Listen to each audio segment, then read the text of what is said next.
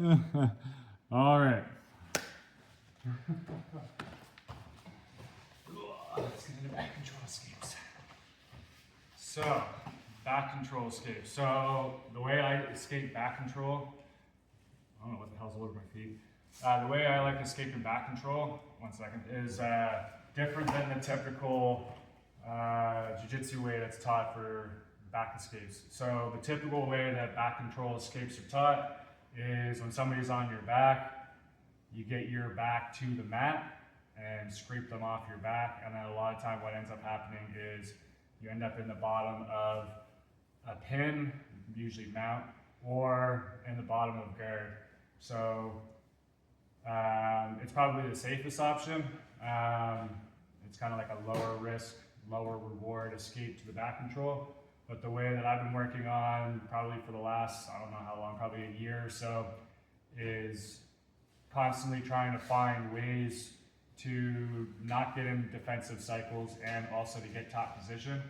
So I prefer to, when I'm escaping the back control, is kind of similar to like how Preet Mickelson teaches it, where I like turning to my knees and using kind of more wrestling style escapes, like tripod escapes and stuff like that. So when we turn to our knees to escape, it immediately makes it harder for our opponent to attack us, because in the typical back control system that's taught, me being the attacker, my preference is I want to be on his back facing the ceiling, where now my legs and my arms, almost all of them are weightless here. So now I can start attacking his neck, trapping his arms, and eventually getting a submission from here.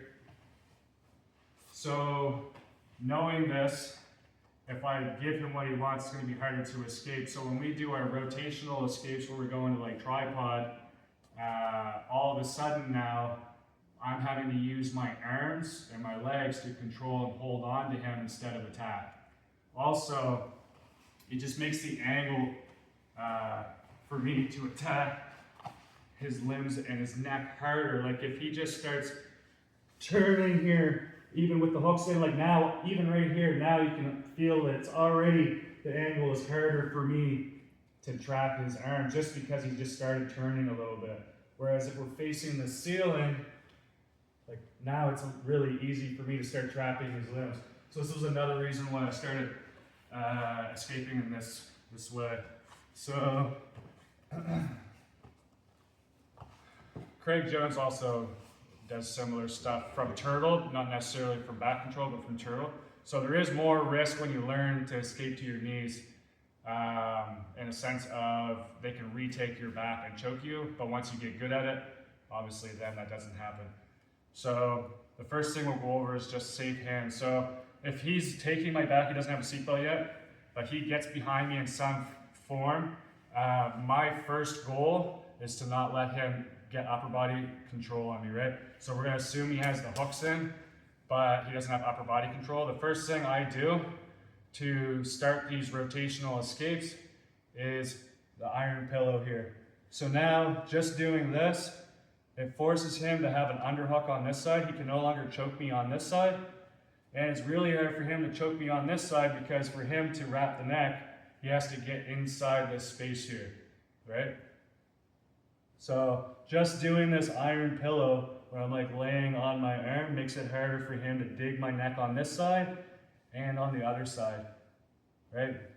And now from here I can just pick a side. I lean forward, I can pick a side here, and now I can start all my rotational escapes, which we'll get over here soon. The other option we have to prevent upper body controls is almost like I'm a monkey here. And my hands are just inside my neck like this. So I don't cross the border here like this. I feel like this is a little bit riskier, because now he can get like handcuff grips on me. And now it's a little bit harder for me to defend, right? Where when I'm here, it's hard now for him to get wrist control, right? If he goes under and tries to pin my wrist, like I can capture his hand, right? Where before, when I'm like this, my hands are facing away. Now it's easy for him to get a wrist control and a handcuff on me. So the other option I have opposed to this is double hands on my chin, same side. So now when he tries to dig a choke on me, my hands are there to intercept right away. And then immediately I can start going to my rotational escapes. All right?